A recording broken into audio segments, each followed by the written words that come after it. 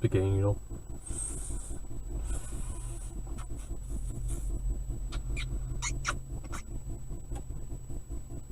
Lady in tramping spaghetti. I mean, that's as old as time itself. Thanks to this movie, Lady and the Tramp. Let's go!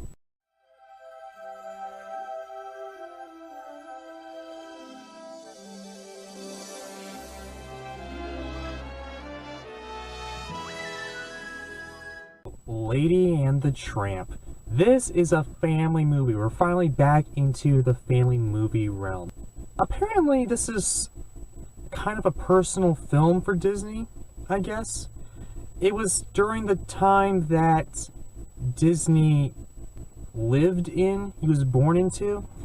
Apparently, he was born right before the car craze. So, I guess when he was a kid, there was a lot of horse and buggies, but there were also cars and trolleys and all that also coming into fruition. It's like the craze, I guess. On a movie note, however, this is a good this is again a great movie brought to you by the great people at Disney Animation. And what surprised me was that there wasn't a real bad guy in this movie. There was just the rat. The rat is the closest thing to a bad guy. The rat and circumstances. Those are the bad guys in this movie. That's kind of refreshing. There is a family, a couple, Jim Deere and Darling, at least according to the lady, who the husband gifts Lady to Darling on Christmas present, and then Lady stays with them for a couple years, and then she grows up and all that. They live in the prime time, okay? This is the height of living. The lady's like, oh yeah, I mean, oh no. Hey, I got a caller. This is the greatest news of our block, I guess. Yeah, there we go. So you got Lady, and you got Tramp. Tramp lives down by the railroad tracks. He does whatever he wants, goes wherever he wants, does whatever he does when and how, wherever. Okay, if he wants to bark at another dog, he barks at another dog. He saves other dogs from getting captured by animal control, I guess. And he's apparently like Robin Hood, stealing from the rich, giving to the poor, freeing people from jail, I guess. He's never been caught. So yeah. And then all of a sudden, the Tramp comes in when Lady's family has a baby, or Darling gets pregnant. They meet up. That's the first moment of meeting. And when the baby comes, it's a big, huge freak out thing. And then all of a sudden, the aunt comes, and with the Siamese cats, that are again more bad guys, kind of. Gets Lady in trouble, puts a muzzle on her, she's running, and then all of a sudden they meet up with Tramp again. Gets the muzzle off with a beaver, which is a good scene, by the way. They meet, they are in love, but the lady just can't leave Jim Deere and Darling because he loves her so much. They love him so much. So they take him back. She goes to the pound and chaos ensues. She finds out that Tramp's a playboy, I guess, and she gets upset. Throws him out. Not even in the doghouse. She throws him out of the doghouse. Ah, there we go. And, yeah, then the rat comes in, threatens the baby. Tramp comes in, he's like, grr, grr, get me that, grr, get out of here, you rat. And then, yeah, he's taken to the pound. The dogs save him. Tramp's part of the family. And then Tramp and Lady have puppies. And it's Christmas time, and everyone's happy, and everyone's okay. First of all, the beginning with the puppy. It's showing kids that having a puppy is not all glitz and glamour. It's not all cutesy wootsies and all that, and yay, I got a puppy. It's hard work. The puppy, the puppy won't listen to you. You gotta be stern and whatever. But through love, you will find each other, and yeah. The attention to detail in this movie is fairly very good. Like, for instance, like, again, Walt Disney, it's like a personal story for Walt Disney. So, he put fine attention to detail in this movie. So, like, Lady calls her owners Jim Dear and Darling because that's what she hears.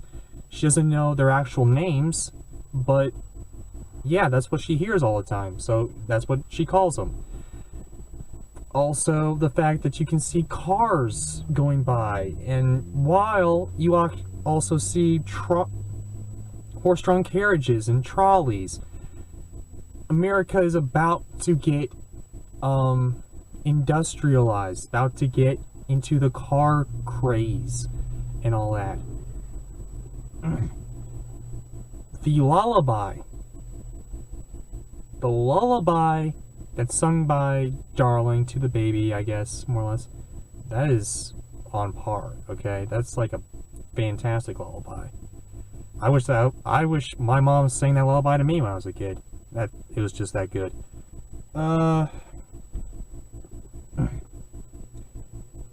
Tramp, I don't know why, but I love this character. I mean,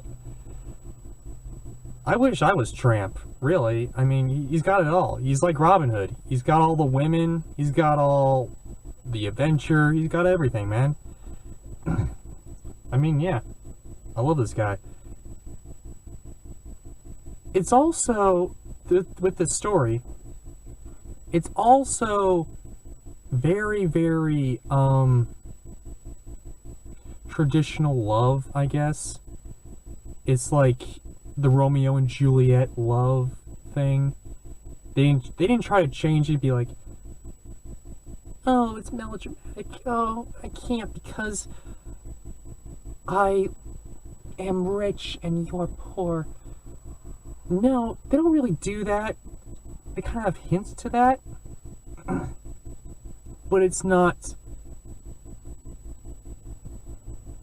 what the story is entirely about, okay? I mean, Tramp comes back. Tramp comes back and visits Lady when she's back with Jim Dear and Darling, I guess. Or the aunts, if we want to be specific, I guess. So, yes. It's not really like...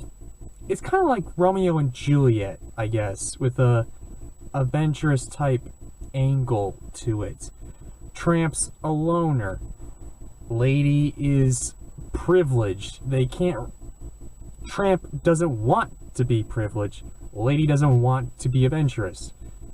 It's not like they can't do it. They just don't want to. And that's the angle. And I kind of like that. I kind of like this story. Beaver. The Beaver, that's the funniest character in this thing, okay? I mean, I laughed every time he said something. Even after I watched as a kid, I still laughed when I'm, like, a late teenager in college, okay? So, there we go. The romance scene, I mean, that's all his time itself, man. You know when he's singing, oh, this is the night, it's a beautiful night, and they call it a belle notte.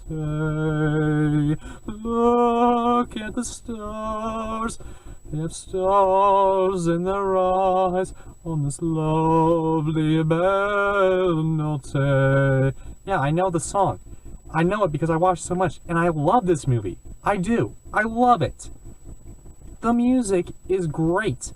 Belle Notte, okay? You remember I was talking Peter Pan was not really like a song that grabbed you, I guess. There's not really a song that grabs you in Lady and the Tramp either. But Belle Notte comes pretty darn close. A lot closer than You Can Fly from Peter Pan, in my opinion. I mean, you can have different opinions, but this is my opinion. So, there you go. The romance scene, the entire romance scene, I mean, from the time they have spaghetti till afterward, while they're sleeping on the mountain, which we'll kind of get into later, that is just awesome, okay? That's like perfect Disney right there. So there we go. The Tramp song, he's a tramp, but we love him, you know? That's a great song too. I think, correct me if I'm wrong, but I think the actress who played the girl dog, not Lady, but the other girl dog, I forget her name. I mean, I don't really know. I think she was a performer. I think she actually sung. I'm not totally sure on that, but I think she was like a concert singer, and Disney brought her on to sing that song and play that character. So there we go. The ending is actually suspenseful. You know, with the Scottish dog and the bloodhound, you know, who lost his sense of smell. I mean, everything wraps up so pretty good in that ending. And I don't know, I like the ending. Even though the bloodhound sniffed in water, and bloodhounds can't pick up scents in water, it was still good. And knowing that, with him sniffing in the water, you know that his nose is more powerful than anyone ever believed. Okay? I mean, yeah, I love this movie. This movie's great. However, even though I love this movie, there are some bad parts to it. There are some negatives to it. Like, for instance, there is a kind of a sex scene in there. I mean, they don't show anything, but you can assume that Tramp and Lady did it that night. If you're a perv, I guess,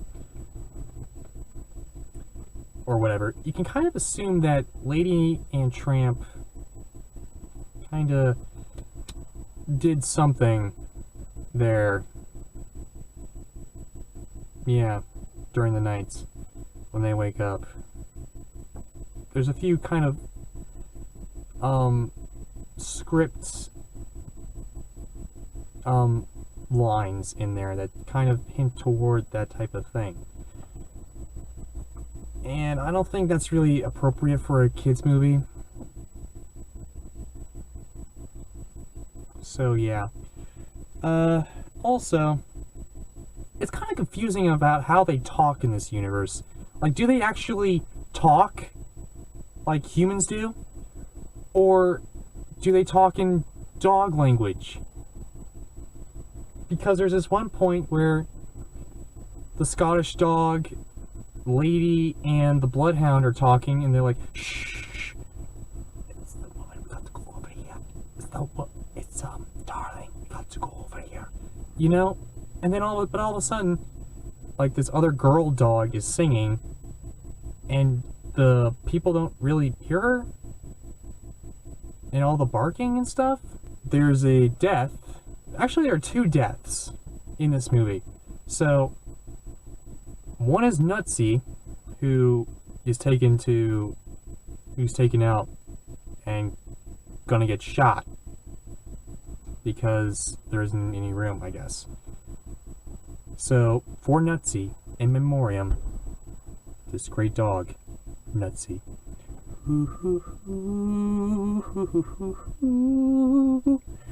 And also the rat. So in memoriam, the rat.